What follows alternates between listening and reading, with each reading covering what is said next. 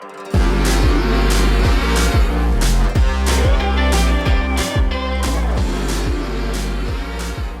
right, my renowned fam, welcome back to the podcast. I am Stephen Morris, your amazing host. And today I got my good bud, Atlas Aultman, with me. And I got to be honest with you, Atlas, I'm kind of pissed off, bro, because your framework, I wish I would have thought of it. Leaders Kit, like, Right. bro, that is such a good, dude, it fits so well, man. And it Yeah. speaks exactly into what I'm trying to do. And I'm really jealous I didn't think of Kit. Like, stupid me. But anyway, go ahead and introduce yourself and tell us a little bit about your Leaders Kit framework. Yeah, brother. So Atlas Aultman, #1 best-selling author in 13 Amazon lists. My last book, Rule 3, capstone what I've kind of been doing in my Forrest Gump life. A previous guest said that my bio read like a bucket list, and he's absolutely true. I absolutely put a lot of things in line and wanted to do all these things. So my history in the military stemmed through the White House military office, the combat communications in the Air Force. That's kind of like a ground pounding element. I did special operations at Joint Special Operations Command and a couple other units downrange with Rangers, Green Berets, and SEALs. I got to do kind of just about the hybrid of everything because my family history is the military, and I kind of got the under the hood look before I decided to join the military. So I did that for almost 3 decades. I was the first one to go in the Air Force. My grandparents and my dad were all in the Army, so Did you catch a lot of shit for it? I gotta tell you, like, I wish my mom was alive. I really do, because she could tell the story way better. But like, I really made her mad, and I'll probably tell you about it later. But I really made her mad. Just kind of the decision to go in the Air Force. I talk about it on my TED Talk. But I really made her mad going in the Air Force. So I think it was more my mom got mad than anyone else. But no, they were just happy that I was serving, and you know how that is, brother. Generational serving is something that happens. Most of the people that are in the military have families that were in the military, because once you're exposed to a service level that puts you into a framework that is bigger than yourself, it's amazing how that feels and how the family connection feels, because they're serving too. So I got all that feeling. I wanted to do what from a kid, man. I always wanted to do that. So little Spartan preparation from mama, and she's pushed me off, and then I went and came back in blue, and she was like, "What the hell is this?" But no, I think it's it's good. the reason I asked Yeah. that is because people ask me if I want my kids to join the military. Mhm. And usually my answer is, at least for a little bit, yeah, because Yeah, the I know. experience I got, like, you cannot get that level of You can't. camaraderie and experience anyplace else in the world than the United States military. However, do I want them to join the Army? Go in the Air Force, bro. They get treated better. Oh In a my lot of ways, God. they get paid better. They eat better chow. Like, Dude, their equipment's better. Just their go. equipment's way better. Yeah. like, Yeah. like Yeah. So I mean, Marines, yes. Army. Well, you started it. You started this. So yeah, that's exactly what my dad said. So like, you know how this works. There's a bunch of recruiters, and they're all lined up, and they're trying to sell you a bill of goods. And the Army's like, we're going to give you an option to become a special operator, a Green Beret like your grandpa, you can go get a Ranger tab. And they're like, it's going to be awesome. You're going to be like, pow, pow, pow, pow, pow. And I'm like, okay. My dad's like looking, he's looking at me, and the recruiter from the Navy's like, oh, you're going to see the world. And I'm like, and the Air Force guy's like, hey, man, like, you come in, we're going to make sure you're educated. Your family, if you get one, which you probably will, is going to be taken care of. We're going to focus on education. Like, he was just the calmest of all of them. And so my dad, I was looking at all the jobs, right? This is what you do when you're a kid. And I always talk about like the 5 W's is what I learned as a kid, like who, what, where, when, and why. And then if you're really fancy, that little how How? comes in, right? You Yeah. got 6 things you think about. Like if you get all that stuff together, you're like, oh. So I started doing that as a kid, and I'm like looking at this um, and all the jobs, and my dad's like looking at it, and then my friends are like, dude, go be a Green Beret. You're an athlete. And I'm like, oh, okay. They're like, why don't you become a Green Beret? I'm like, okay. And my dad, he's like, I know you. He's like, he's smart. He started like who, what, where, when, and why. He started at the beginning. He's like, I know who you are. He's like, you're gonna see a lot more benefit out of one of these jobs. Like, I would go with the Air Force. They what did you say? They treat people better, they have better chow, they have better schools, they have better equipment. They focus on people, essentially, which is weird because the army is people. It's Yeah. all people. It's like that's what the army does. That's the machinist people.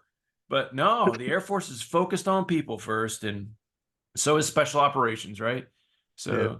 So special operations, the number one rule is people are more important than hardware, software, and anything else really. But like it's the people. Every time I went to an elite team, it was always Team me. I first, was man. assessed. Yeah. Yeah. I was assessed to be on the team. And if I wasn't cutting it when I was on the team, I got cut. Yeah. And that's how it is. But yeah, I'm with you. The military experience is epic. You can't get it anywhere. Like I've managed billions of dollars, and the only other people that I know who have done that spent decades making billions of dollars.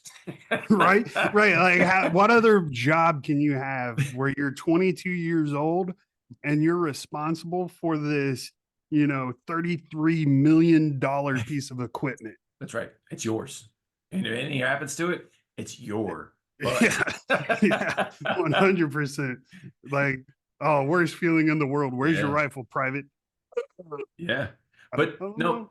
that's where I came up with the name though. It's like all these different kits. And we'll probably talk about this in the show because you do this with a lot of your guests. Um, but like everything that we do in the military goes into a kit, your ish is in a kit, right? So if you can figure out how to get everything together so tightly that you can manage it, you can lead, because you're like, I got Yeah. my stuff in order. What about yours? Let's go do this. Let's go do these miles. Let's go get to this destination. Let's go take this. Whatever it is in that framework of the future can be had if you have all your stuff together. And so that's what I do. Like I just created a product. Um, it's in my book. I have this product called the Leaders Kit Manual. It's an owner's manual. Remember when you get something complex and you'd open up a booklet and it'd be like, "This is how this works." Well, I did that, and it's a product that I'll put on my website for your audience for free. Um, and it's a self assessment. It's like, how do I work? Where did I come from? Like, how were you raised? Like, where were you born? All that kind of stuff that everyone's concerned about. How are you now? Like, do you have a family? What are your morals and ethics? What kind of religion are you? All the politics that people care or don't care about. Who are you? Right. And then how do you work? Like for me, I'm just not a morning person. Like I woke up early so that whenever I do this show, it's kind of afternoon for me. But I had the luxury of doing that because, I worked really hard for 3 decades and I figured out how to put more days into one, whereas everyone lives their own life. They live that 24-hour day, 16 of it is spent doing whatever it is. I put 3 days into one. So I'm on the end of my first day right now when I hit your show because I planned it that way. Right. but but it's all in a kit, right? So the leaders kit namesake goes into a kit. Each person has their own kit. My kit's different than yours. And bro, I don't care how you try to standardize it, you always got your own whatever. You got your own joint supplement. I guarantee you have a joint supplement that you love. Whatever that is, it's in your pack. Just like the morals that you have as a leader, whatever it is, it's unique to you. You can't just blanket standardize a kit, but you can say these are the things you need. And that's what I I was did. actually going to And ask you about that, yeah, because a military kit, they do, like, your med pouch needs to go here, yep, and your yep, ammo needs to go here, and you have to carry this number of rounds, yep. which standard, what is it, 270 rounds is Yeah, the standard battle config. battle, Yep, yeah, yep. like 270 rounds. Screw It's heavy. you. It's heavy. Like two, like, In the well, car, you yeah, want it me? is I'll heavy. put them in the car. They're back in the truck back there. That's Nah, nah, screw that, man. I went the exact opposite route. I had at least 300 to 400, like, yeah. at least. And then, See? like you said, like, no, I am not going to be that dude that runs out of ammo. And people don't understand how fast you can run out of You 270 rounds. oh man, that's quick. That's a Oh, dude, minute. yeah. But it don't seem like it. It seems like 10 minutes, but it's a minute. Nah, And you're nah, it's black on like ammo. 30 Nah, seconds. Yeah. And nah, then you're like, not that guy. and then But you're looking anyway, at everyone laughing. You're like, yeah, yeah. How yeah, you I can't doing? tell you how many times people are like, "Hey, Morris, let me get a mag." I'm like, screw you, Yeah. dude. Bring your own How ammo. you a man? Have one. I mean, so, but what I was From going a to say is, pistol? like, the army or the military, they try to standardize everything, but Mm. to that extent, like you said, I always had my set way Yep. of building my kit, and I would adhere to the army standard, yes, Yeah. but then I would improve on that standard in my way, what was comfortable for me, what worked for me, Yeah. because you got to silence your kit, and there are a million different ways to silence your kit, and what that basically Yep. means is, like, when you're trying to sneak up on somebody, your kit's not making a Can't ton make of noise noise. rattling. So how you silence your kit, the army doesn't really have a standard for that. So, there's just a million different ways to Yeah. set your kit up that's a slightly different while maintaining that standard. Yep. So with leaders, like, what standard should we follow with our kit? But then where is it okay to add your own creative inspiration into who you are and what you do as a leader? I love that, man. You set that up. It's like a T-ball. You put it right there on a tee for me. Hey, Uh, man. so, so here's where it's at. People don't move past people problems. So if they have a people problem, they're not going to move past that. So when you come in as a leader and you always have team members coming in and out, doesn't matter where you're at, business, military, corporate, does not matter. If you have a team, people come in and people leave. In order for them to know you as a standard, you have to tell them what your standards are. And what I did was I took all the things that people focus on from the rumor mill and I put them in my book. Basically, it's a slide deck. And it says, this is me. You can pop through it real quick. But it says all the things that people would rumor about you. Like, I heard he's from New Mexico. I wonder if he knows aliens. This stupid stuff that pops up in a rumor mill. Like, I wonder if he's married. I wonder if he's divorced. I wonder if he has kids. I bet you this guy doesn't even know anything about a family. You put all that up there. Like, hey, I have this person in my life. These people, or the little small people, are my kids. What kind of experience does this dude have? You pop that in there real quick. I just listed it at the beginning of the show, but like all of the different accolades, people don't care. They just want to know that you have something that proves that you can lead. And Mhm. someone else says that you're good at it, right? So you need some reviews somehow, right? So all that. What credentials do you have? Did you go to school? Now, I'm not personally a big believer in universities and college education. I have 4 degrees, so I'm totally hypocritical with that. But I put all that on there. You know what I mean? But then I put in my certifications, like combatives instructor, soccer coach. Like it's one-offs. It's like these are my certifications too, just in case I'm well-rounded. You're But right. I put all that stuff in there, and then I put in the things that everyone must know. Like, you break the law, you're going to go down. I'm not going to help you. You got 3 strikes with me. On that third strike, bro, you're not going to be on the team. I'm sorry, sister. You got to leave. That's Right. just how I operate. I don't do anything on Fridays if it's a work week. I'm not trying to make a decision when everyone's trying to go home. That's the stupidest thing to me. I make sure that the environment that we work in is one that people like to come to. It better be clean. Like, why do you trash up your office? Why do you trash up your truck? Why do you trash up your area where you spend a lot of time? It doesn't make Right. sense to me. That's big. That's something that you need to know. If I come in and you're trashy, I'm gonna be like, you're pretty trashy, man. What's going on with you? You know, are you okay? Do we need to talk about something? Are you going to take your life? I mean, seriously, trash is an indicator. So Mhm. for me, I key in on that stuff because I've had problems with that in the past, you know? So I take my experience and I put it on paper. And I say, if I ask you a question, this is why. If we have a problem, it's going to be one of these things. Did you do something illegal, moral, unethical, or against my rules? Because everyone has these unwritten rules, except for mine are written down. So Right. pretty much follow them, you know? I love But that, man. Like, yeah, how many times have you started a job and you're like standing around like, should I do this? Should I not do this? I don't know. Like, no one told me. Like, write down the freaking rules. Like, let people know. You can't be pissed off if somebody breaks one of your rules, right, and you they didn't. they didn't tell you, like, or you didn't tell them. That's on you, man. Oh, I love that. That's such a good point.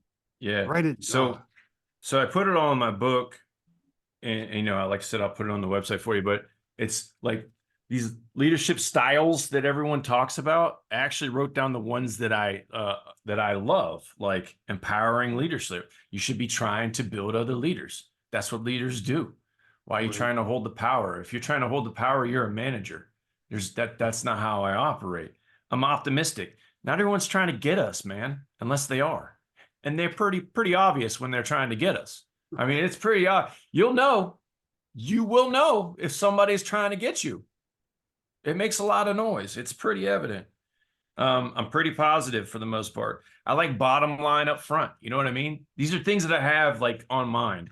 They're examples. Like my values are core values that I got put into me by the military. So like they don't just come up with this stuff and tell you like the Army has a leadership core value model and it stands for. You know what I mean? They don't just tell that was somebody spent a lot of time on it, and some of those things are going to resonate with you. And for me, integrity, service, and excellence are the Air Force core values. That's how I live my life, man. My dad used to tell me it's a lot easier to tell the truth, and you should always tell the truth because then you know exactly what you said. I'm like, dang, my dad taught me that. The Air Force taught me that. It's kind of the way I live. I like to tell the truth. So I put it on here. How I make decisions. Like people, I always make people decisions first and then time and money. And that's the whole book is basically that. But I put all this into a manual. But recently, man, I just redid it. You know, when you open up a box and this little one pager comes out and says start here? I just did one of those. So that's going to be in my next book. You know what I mean? Because it's a one pager. So, and what I put into there is like how I operate. And that's all the self-assessment things that we've done. Where have you done Myers-Briggs? Like I'm an ENFJ. Whether you've done Me like too. the colors, yeah, go figure. Whether you've done the colors, like love languages, whatever you want to share, you can put in this is what personality, you know, tests that I've done, right? And here's my results. And then and I'll send it to you. It's pretty epic. But it has version 452, which is my age. It's like 45 years and 2 months or 40. I don't know, man, I'm taking some months off me. I'm older than that. Shoot.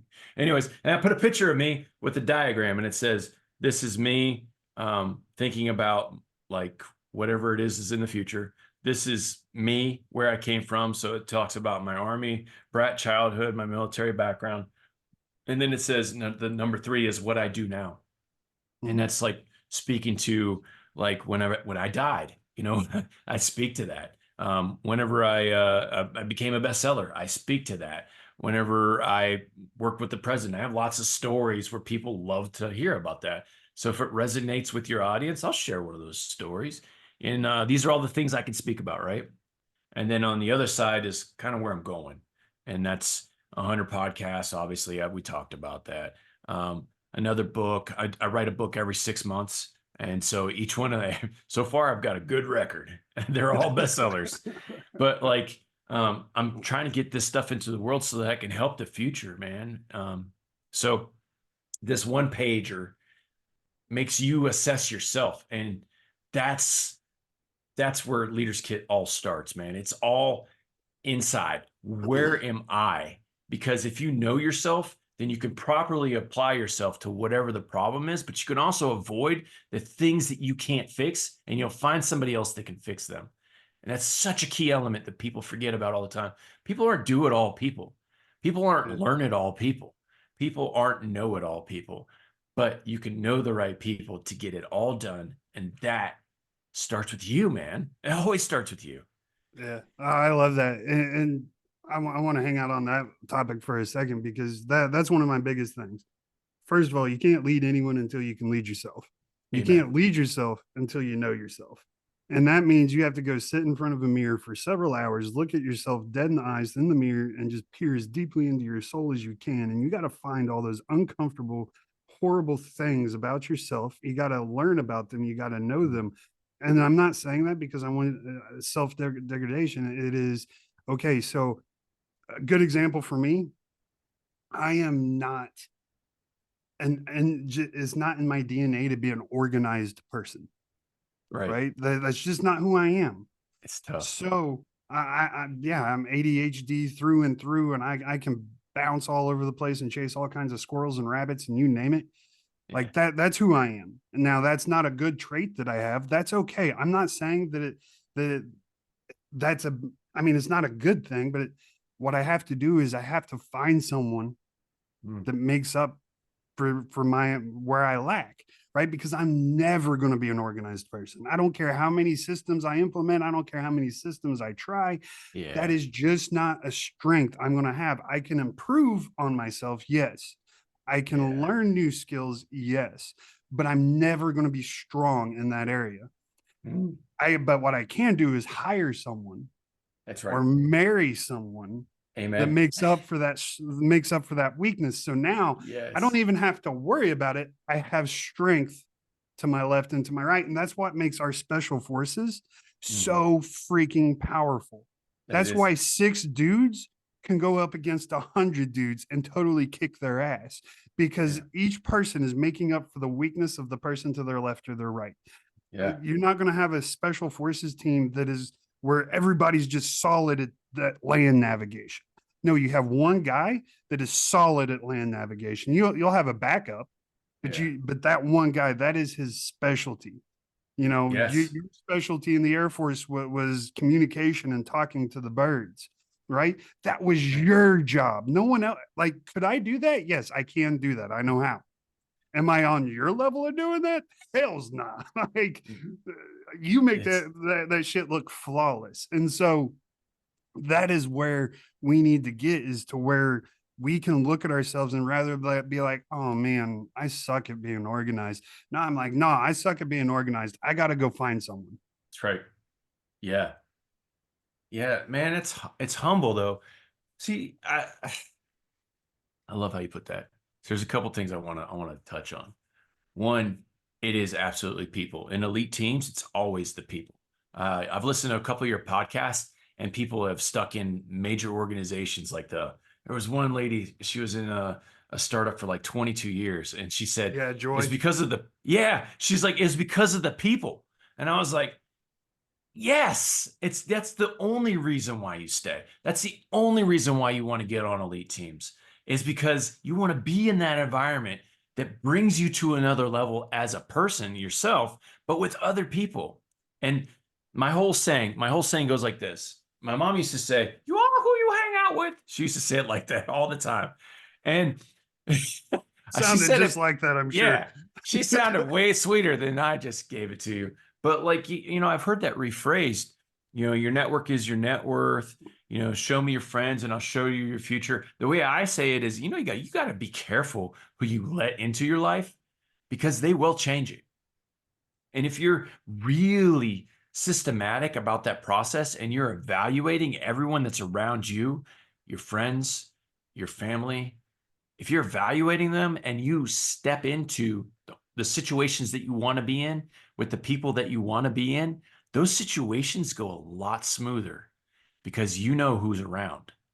One of my friends, Ranger buddy of mine, was like, "Hey, man, in the regiment, uh, we are a family." He's like, "I know what my buddies' shadows look like," and I'm like, I started thinking about it. I'm like, "So do I." I mean, serious. I was like, "Yeah," but that's because they're on the special operations team, and they had to assess. They had to get through a whole lot of wickets. And in order to be in my life, in order to call me Atlas, you have to get through a lot of wickets to be like, hey, man, I'm going to call you by something that only your warrior buddies call you by. And Right. so, people always ask me about my name too. And that, I mean, it came out of my last deployment. I actually stuck with it. But it's all about people, man. It's always about people. So I love how you say that because it's so true. So many facets. Yeah. Yeah. Man, that's just so important to me. And I just got done talking to a guy, and we were talking about the pain of having to cut people out of your life. And I have very close family members that I've had to just like, nah. And I'm talking immediate family, not Yeah. distant relatives. I'm sorry, I can't allow you to speak into my life every single day. You're just too negative on it. Yeah. And that sucks, but that's the reality of getting to where I need to go. You don't get to come. I'm sorry. And Yeah. so, you gotta look at that, and you gotta self-identify all those weaknesses. And the special forces, you got, like you say, you got a lot of wickets that are gonna help identify that for you. Yeah. But in the civilian world, you got to kind of do it yourself, and really identify where you're weak, and surround yourself. Like you said, your network is your net worth, right? Like, you got to Yeah. surround yourself by those people. And my mom always told me the same thing, be careful who your friends are, because your friends are what make you who you are. Yeah. And I always thought that was a load of crap until I got into the military, and I realized, like, you learn Yeah. real quick who to hang out with, Yeah. right? You Yeah. learn super quick who to be Yeah. around. Yeah. And I mean, first sergeant's going to tell you, stay away from that dirtbag. He's going to get kicked out one day, right? Like, Yeah. I can and see that. 100% is like, I totally see that. so I Yeah. mean, I absolutely love that. And I mean, I can't imagine, um, I can't imagine going through life trying to hide from all those dark and scary monsters I have inside myself. Yeah. Because I was taught so young to identify it, and be okay with it, and then find ways to fix it. I Bro, can't imagine how horrible of a feeling it must be to hide from yourself on a daily basis. yeah. So as I started exiting from the military service, they started looking at all my problems, right? In the Veterans Affairs office. And they That's started a going fun through, process. man, and like, I'm everyone's broke, but everyone goes through different processes. And one of the things that they tried to pin on me, um, which this is going to be controversial. I'm just going to tell you that right now. But one of the things they tried to pin on me was PTSD. They said, hey, with your experience, you're not like a lot of Air Force people. I'm like, what does that mean? Anyways, they're like, hey, you're more like an Army officer. Uh, your career path and what you've done. Like, I went through a lot of military training. I went through advanced shooting. I went through combatives. I went through a lot of rucks. I mean, I did a non-standard Air Force career, and I actually got deployed in Iraq and Afghanistan multiple times to 30 plus countries, right? And I got pushed out to do specific jobs that I was trained to do. And we brought in people like Dave Grossman, who wrote the book On Killing and On War. And he Mhm. would talk to us before we go out on deployments. There's a strong difference between the units that I was in and the units that most people associate with. So when I got brought in, the psychiatrist was like, "Hey, yeah, you have PTSD," and I said, "I don't have PTSD." And he's like, well, I'm a professional, I'm a doctor. These are the things that you probably like. You like to be away from people, you like to be away from crowds. I'm like, yeah, I like those things. He's like, you like to go out in the wilderness and probably be alone for a while. I'm like, yeah, who doesn't? He's like, a lot of people don't. I was like, okay, well, I'm different. He goes, no, you've been through a lot of things in your life that requires you to be isolated from a lot of things that a lot of people enjoy. And I don't see it that way. I I agree. see it this way. I see that I was trained to do something specific for something that's bigger than myself. And I did that thing and I didn't do anything wrong. And things happen. Things happen in life. And the situation that I decided to be in went just exactly like it was going to go. I had no control over any of the things that ever happened to me. I can't control somebody shooting at me. I can't control rockets or explosions or any of the things that I experienced, but I knew what I was walking into. And I did what I was trained to do. And everyone around me did what they were trained to do. And we had professionals that did exactly what they were supposed to do. And bad things happen all the time, everywhere. Just Right. because I chose a profession, the profession of arms, that required me to go into a place where a lot of people wouldn't go makes me different than a lot of people. But that doesn't make me have PTSD. It's not a disorder. I agree Everyone has, 100%. it's not a disorder. It's not a disorder to do exactly what you're trained to do. And this has been called different things, right? It was called Yep. Shell shock. Warrior's Heart, Shell Shock. It keeps getting renamed something. It's because people want to classify us as somebody who has a problem because we're not like the rest of society. I got news for you, bro. We're not. We actually care about other people. We care about people. We care so much that we would give our lives to protect those people who don't care about us, who Right. coin a phrase, thank you for your service, not knowing what that means, because it's really a freaking sacrifice. I didn't see my kids for years. I chose that. I didn't see Yep. my family for years. I chose that. My vacations were going to see my friends and family who did not live with me. I chose that. You know, this it's a different mentality, but I chose that. I chose that because I wanted a better future for what I believe in, which is this strong nation. And I'm not a politician, never will be, but this right here, bro, that does not give me a disorder. It gives me passion and fuel to continue doing it even out of uniform. So that's uh I, that's where I'm at. I hate the word disorder. I think it's stupid. And now everyone has PTSD from everything. How someone's heckling me on the internet. I have PTSD. Come on, man. I'm so over that. yeah, So over it. I So am too. I'm like you. I knew from a very young age. I think about 6 years old is what that's what I say. I knew what I was going to do with my life, yeah, me and it was too. going to be in the military. Yep. And never once did I ever waver from it or question it. I Nope. knew that was my purpose.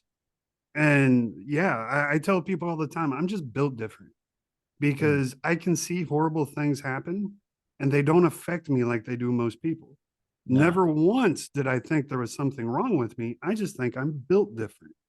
And that's okay. It's okay to be different, right? I Yeah, it don't is. need to be like everybody else. And as far as I absolutely agree. I hate when people say PTSD. I Post hate it. traumatic stress, fine, but Yep, take the that's D fine. off. Take the Yeah. D off The because disorder thing, yeah, it's not a disorder. It's not a, it's not.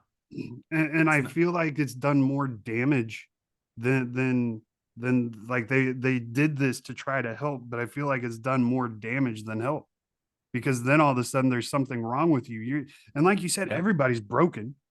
Yep. Like in some way, we're all broken, and it's okay to be broken, right? Yeah. And then I hate the psychiatrists, man. And I'm not bagging on all the psychiatrists. There's some good ones, There, but I hate it when yeah, they're I'm like, sure. "Oh, this is wrong with you," and it's like, "Well, how many people have you shot? Right. How many people have you had to watch die? How Like, many how many, people? Yeah. like, how Like much it, struggle and strife have you seen in your life?" dude, even in the military, oh, you're hitting me now. Even in the military, like, even just because you served in the military and maybe you went to a war zone doesn't mean you've actually seen anything. So you can Right. go sit in an office and not Never leave the experience fob. anything, and then have this false reality that you're safe. That kills me. So I used to go like, ooh, I used to go. So I went through all this training. I'm in a war zone, and then I would still train. And people are like, "Why are you going to the range?" I'm like, "Why do you think?" I mean, Because I don't what want to die. happens? It's just a thin thread. But these are also people that have never been shot at, never experienced explosions. Like, dude, they don't have constant ringing in their ear. Like I'm sure you do. I have Yes. constant ringing in my ear for the rest of my life. I'm never gonna hear like you, bro. I'm not gonna hear silence ever because I've experienced something that not everyone in the military experiences, but a whole lot more in the world have not experienced. And then the people who haven't experienced it that were in the uniform don't understand what I've been through. So Right. they want to tell me what their version of my truth is. And that bothers me. And they're like, well, maybe you do have PTSD. Shut up. You don't know what you're talking about. You know what I mean? I don't have Right. PTSD. It's not a disorder. It's not a disease. I don't have any problems. I chose this life. Right. And I think that's what really sets you and I and our brothers like us apart is we understand it's like this was my choice. Yeah. No one held a gun to my head and forced me to go do the things I did, go Yeah. learn the things I learned. It was my choice to do it. And I knew, like I said, from a very early age, just like you, that this was the choice I was making. Yeah. And yeah, man, like Fobbits do get on my nerves. I gotta Oh, admit, but like they got all the Fobbits, best gear. They got all the best gear. I love looking at their clean, shiny kits that they put on. the worst experience I ever had. And this, oh my God, this Hold causes, on. Let me just explain what a FOBIT is. It's a okay, yeah. person that never leaves a forward operating base. They go to the tip of the spear and then they stay on base. So that's what a FOBIT is for all your listeners who may not know what that is. But please go ahead. So me and my guys, we've been out on mission for like a month, like straight, not just out working. Yeah. And of course, you know the deal. Like you go out with a couple changes of uniform and some Yeah. clean socks and underwear, That's but absolutely right. eventually you run out, right? So Uh-huh. we come back. We haven't shaved and probably the entire time we were out there. Our uniforms are just straight trash. Who cares? Our hair is just complete Yep. mat. Like it's grown out and it's just matted to our head because it's dirty because we hadn't had the chance to take a shower. We've been Yep. fighting the war. I'm sorry, we're busy. And so we get back, and what's the first thing you want when you get back to fob? You want food, you want shower, you want Shower. sleep in Yep. that order. Yep. Like because you've been Yeah. eating crap for the past month, Yep. you smell horrible and you're tired. So in that order, you want food, shower, sleep. So Yep. we get back, and I won't drop the name of the sergeant major, but it was on. We're getting back to Toledo Air Force Base, which is what we Oh, call a okay. Yep. super fob, Yeah, that's which awesome. it's a massive installation. And so it's so massive. They got things like McDonald's, Pizza Huts, Burger King, Subways. Like they got all the cool stuff. So we get back to this fob, and of course, we go straight to midnight chow, which is chow at midnight. And right top. Yep. And midnight chow is always the best chow. It's the So best. we get back to the fob and it's like straight to midnight chow, and we're in line getting our food. And the sergeant major comes up and just lays into us about our appearance and how You and were we're at all war and Garrison broke out. like we're all just standing there looking at him like Roger that sergeant major, Roger that sergeant major. We will go clean up and get shaved and get a haircut right away, sergeant Yep. major. And this dude is just, and you can like his uniform, man, it could have passed soldier of the month board, bro. Oh my Like it's gosh, so man. clean. Like his haircut's perfect. And he smelled Like like McDonald's. and it's just Dude, like, I always bro, hate that. All right, yeah, so the Air man. Force says, yeah, I got something similar. I was in Iraq and I was coming back from Route Irish, which is Ooh, the route. ooh. Yeah, yeah. Yeah, I know Red So Irish. Yeah, so I had just come back from visiting some of the people that we were helping, and I won't drop any names there either. But I was walking back, and I had a beanie underneath my helmet. Now in the Air Force, I'm allowed to wear a beanie out. You know, little. It's cold out. It's Iraq, and it was the winter, so I had the beanie underneath my helmet, and pulled my helmet off, and I'm carrying my kit. I'm obviously coming back from being outside the wire. And the sergeant major's like, soldier, soldier. I'm not a soldier, by the way. Right. And back then it was obvious probably because your uniform's completely oh, different. oh my gosh. She's like, no, I mean, we were all wearing the same Oh, was thing it at all the that same time. thing? Yeah. Okay. Yeah. But he's like, soldier. And then he's like, ran up to me. You know how they do. And he's like, soldier, you're not allowed to wear that hat. And he came around and he saw my rank and he saw Air Force and he goes, oh, I'm sorry, sir. And I go, oh, you can stand in parade rest. Do we have a problem? He's like, oh, no, I thought you were one of my soldiers. Sir, if you could just not wear your beanie hat, that confuses the soldiers. I'm like, it's cold out, Sergeant Major. If they're wearing a beanie hat, it's probably because they're cold. But I'm just going to continue on. You have anything else you want to talk about? All right, have a good day. And I went back. I was just like, I was flabbergasted. I was like, man, this is why my dad told me not to go in the army. Yeah, man, it's insane. It is insane. And it's like, look, I understand good order and discipline. I do. And I am a full supporter of good order and discipline, which is the army word for just doing what you're supposed to do and following the Yep. rules. Yep. But at the same time, like you said, it's cold. And people don't understand. Iraq gets cold. And it It gets sucks cold. because during the day in the wintertime, it's hot. Mhm. And then it gets below freezing at night, and you are freezing to death. Yeah. It sucks. You don't want to get stuck out. I don't know if you ever got stuck out on anything when you're doing convoys at night, but we got lost once. That was the first time I got called Atlas. Because we were out, we had a three vehicle convoy. We were out visiting some people that we were helping. So the job that I did in Iraq the first time was a special mission. I was required to bring suits that I never wore. I mean, I brought suits to a war zone.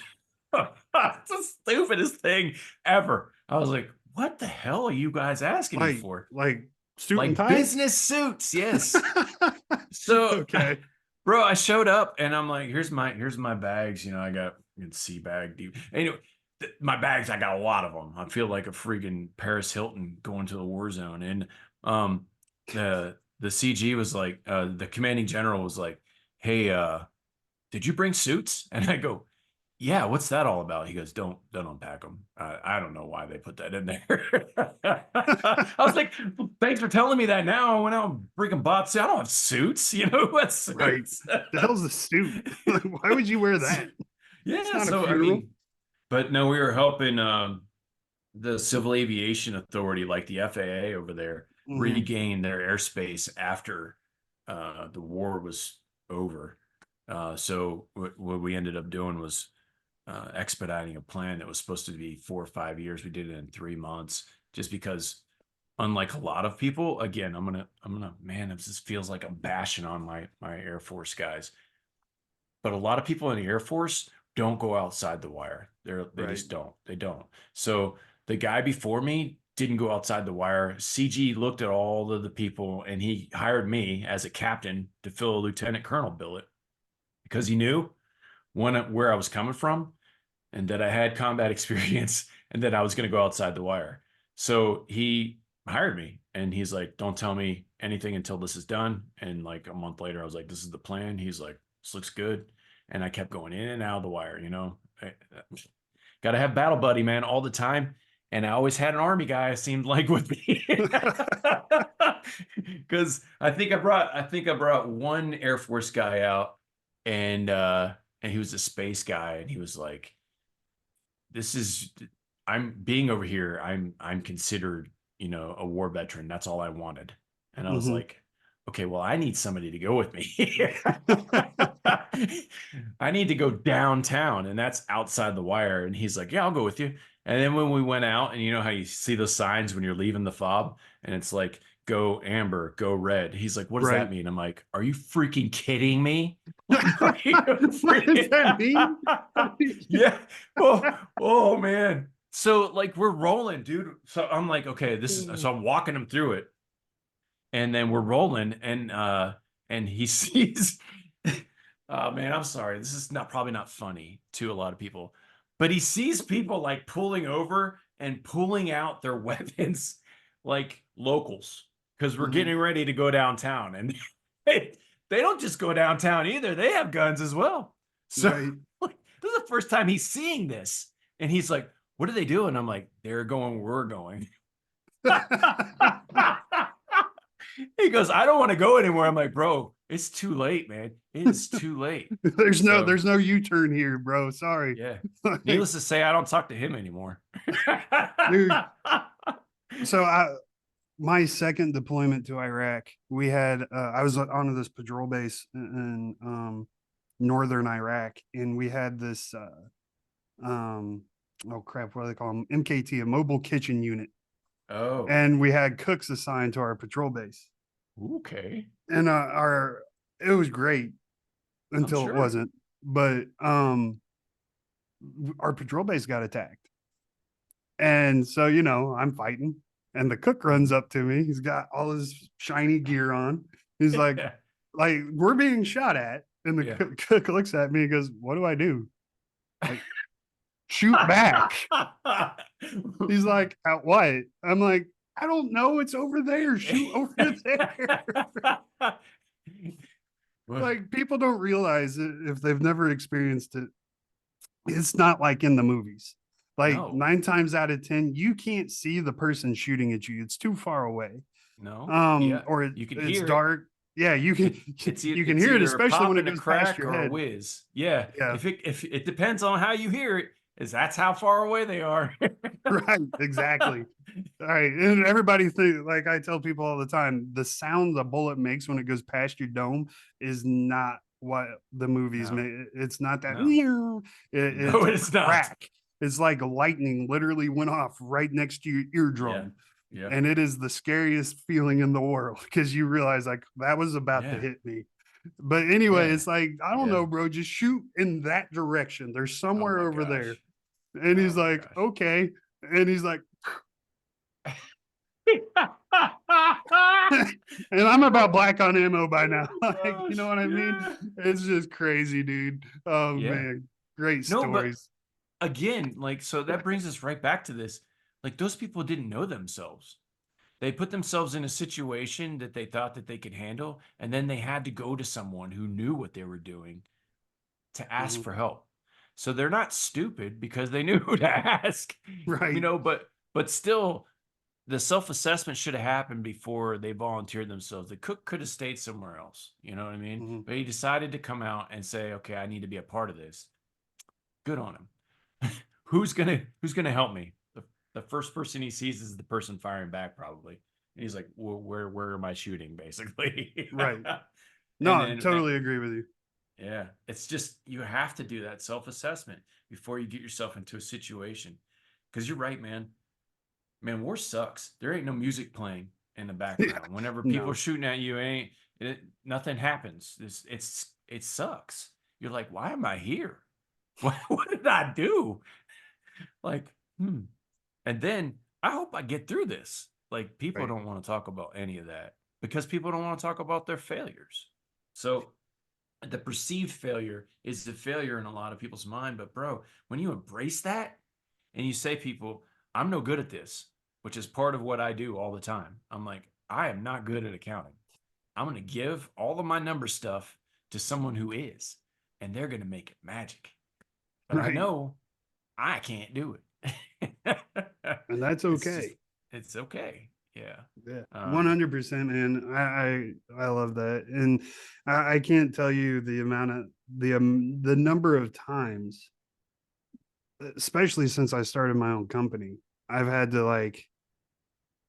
I wish I would have thought to self-assess that beforehand. yeah. Sometimes the self-assessment misses things, and that's okay too, right? But Yep. you need to know, like, it's okay. Like the cook. I see someone shooting back. I didn't Yep. realize I needed to be prepared for this. Yep. So what do I do? And I joke about, he was a great soldier. He wasn't a combat soldier, right? He Yeah. was a cook, but all in all, he was a great soldier, and he did his job whenever I asked him to do his job. Yeah. And was he proficient at it? Not really, but it's okay. He got bullets downrange. Yeah. He did. He He got some suppressed the spurs. enemy. Yeah, Yeah. and that's all that matters. And sometimes that's what you got to do, and it's okay. And I think that's the number one lesson I learned from the military. It's okay, right? Yeah. You're cold, you're wet, you're bleeding, you're hurt, you're in a dangerous situation. It's okay. Just Yeah. keep your head about you and do what you got to do. And what happens is going to happen. And like you said earlier, chances are you can't control it. Yeah. This too shall pass. I always love those moments too. Whenever it sucks, it's gonna get better. Like Yeah. this is the worst. It can't possibly be any worse. Can't. Totally. And then I was if about to it ask does, you're you, like, okay, this can't get any worse. And and then then if it it happens does. again, you're like, this this can't get any worse. I was about, have you ever been in those situations where it just sucks so bad Yeah. and you just look at your guys and you're just laughing? Like, Uh yeah. So yeah. I did a Marine mission out to West Iraq. We were going out from Al Assad, and when we lifted up, about 3 minutes into it, we started taking on a lot of ground fire, and so I can't really talk to maneuvering what happened, but what happens is chaotic because one, if you're a passenger in a Marine bird, um, you're in the Marines' hands. It doesn't. right. You're not doing any. You got no control, right? Mm-hmm. So what happens is a chaotic thing erupts, and whenever you wake up a group of air assault Marines, hell comes from the sky. It's an opposite reaction. So going through that whole process was different in the air than it was on the ground. Because on the ground, you feel like you have some control. You can move. You can move to. You can maneuver. You know what I mean. You can get to another place. You can get to a higher place where you can see where you're getting shot at from Mm-hmm. potentially. It's different on the ground. But when you're in the air, it's chaotic and crazy. So yeah, I got into a situation where we're taking on fire, and the Marines were starting to answer back, and all the Marine birds don't have windows in them for a reason. So like you put your pistol or your rifle outside of there, you can start firing back too. But that was the first time I really felt like I have no control at all as to what's going to happen. And then I immediately went to, okay, when I hit the ground, what am I going to do? Because this thing's coming down. this this thing ain't staying in the air with what's happening right now. We're going down, and then what? And so I immediately started to process where I'm at, and yeah, man, it's a weird situation that I wouldn't want to put anybody in. Um, but it's a situation a lot of people are in today when it comes to business, that a business may not be working and may be failing, right? And it's upside down. Businesses do that for the first couple of years. You got to invest money. It takes money to make money, right? You got to invest money because you might have the best product in the world, but if nobody knows where to go for it, if no one knows you, then it ain't gonna work. right. So everyone finds themselves in a situation where they get themselves in too much debt. Like I don't know how I'm gonna get out of this, man, and they feel trapped. And it doesn't matter what the situation is.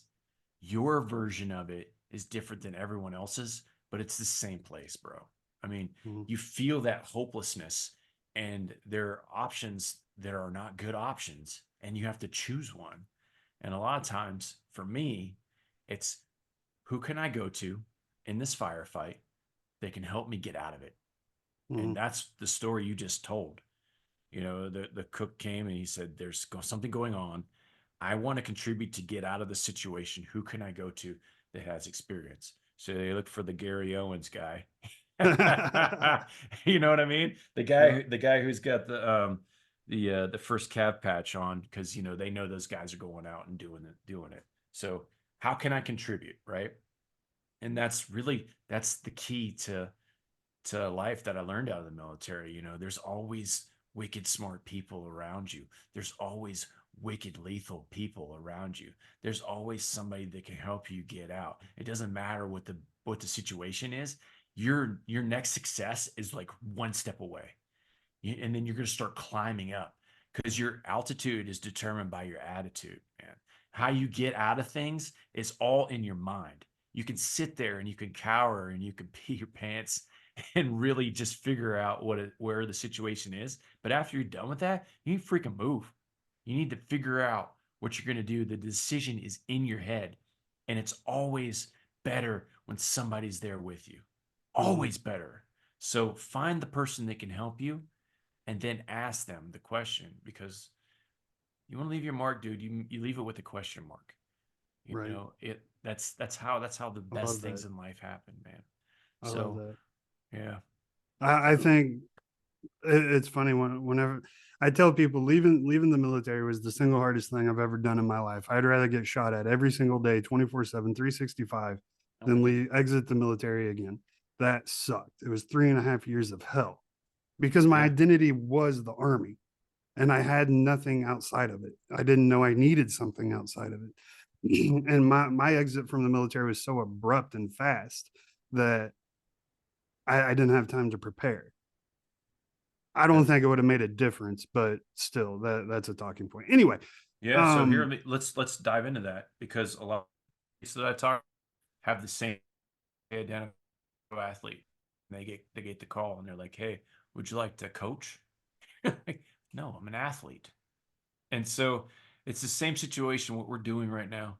We went from being the person that was in the game to being the people that are helping the game. We're coaches now, man. yeah, And it's a hard transition to go from being a player to being a coach because you still get to play every once in a while. But ultimately, your job is to build better players.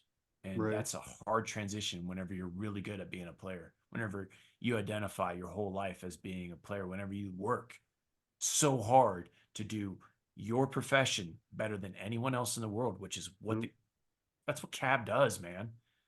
That's everyone knows. There's movies made off of first cab. I mean, everyone knows the United States Army.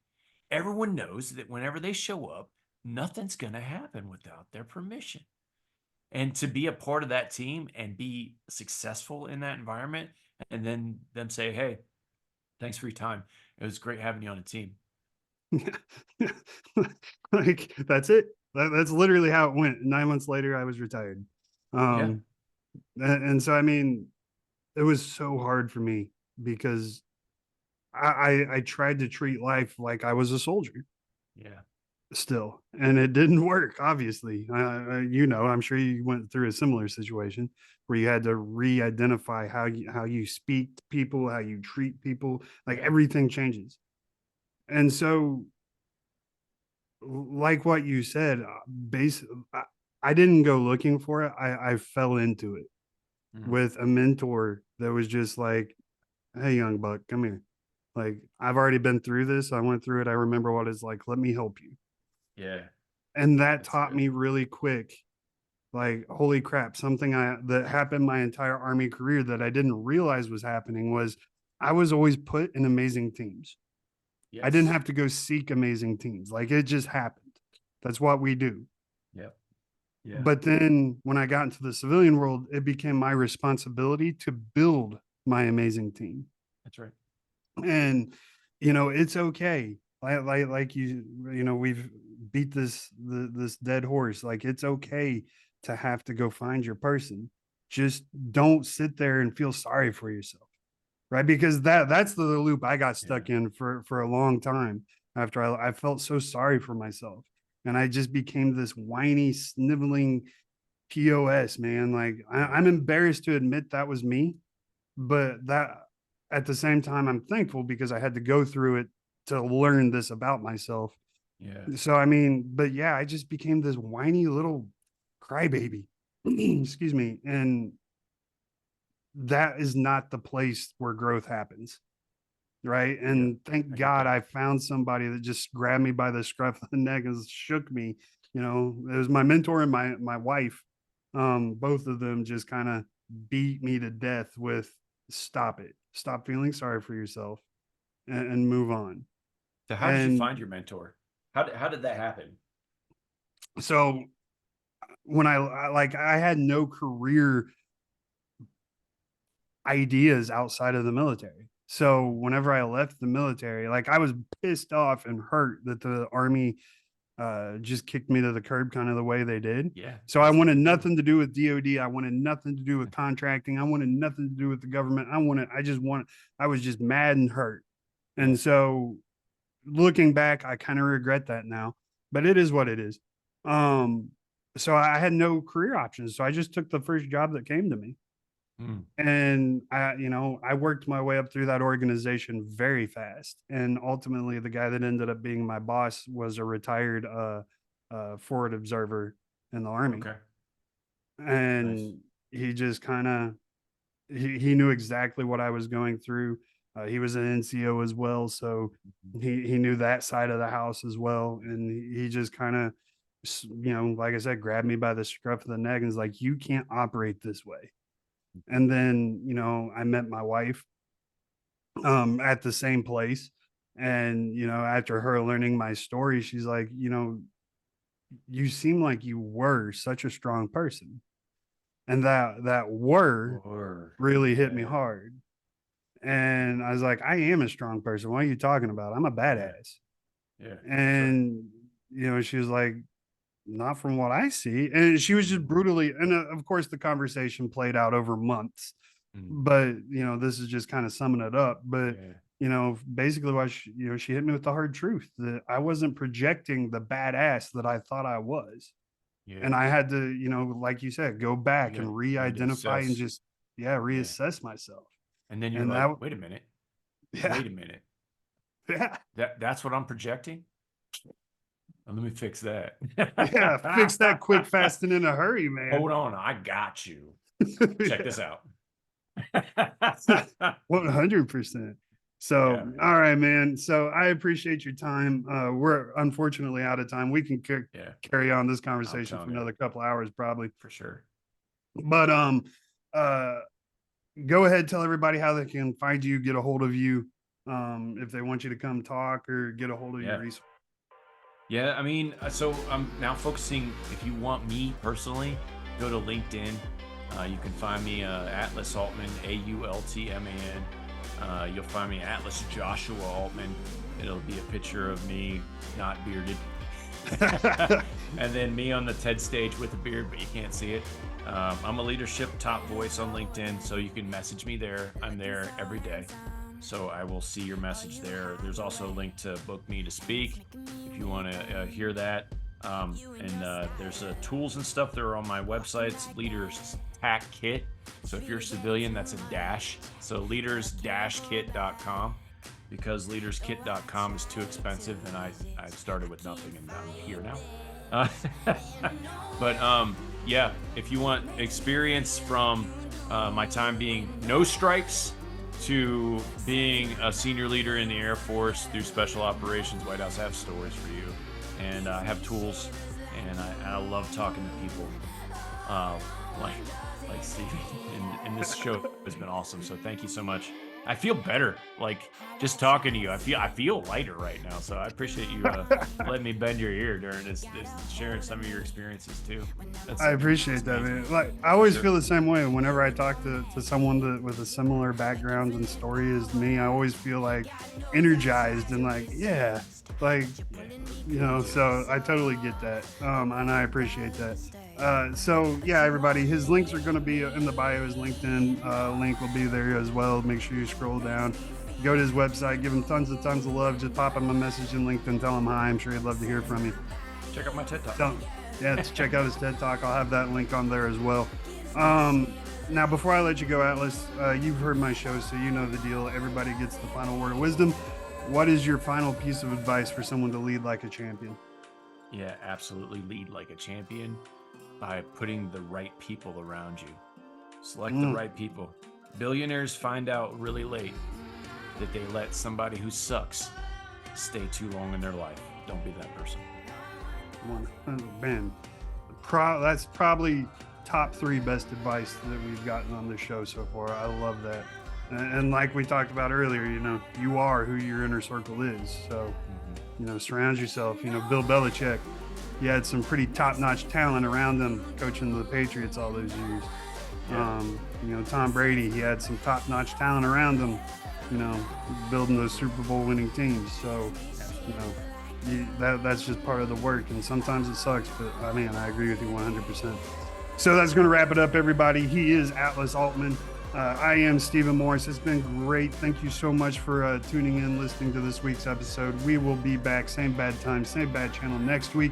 Make sure you tune in then. I'll have another amazing guest for you. In the meantime, everybody, don't forget, lead like a champion. Goodbye.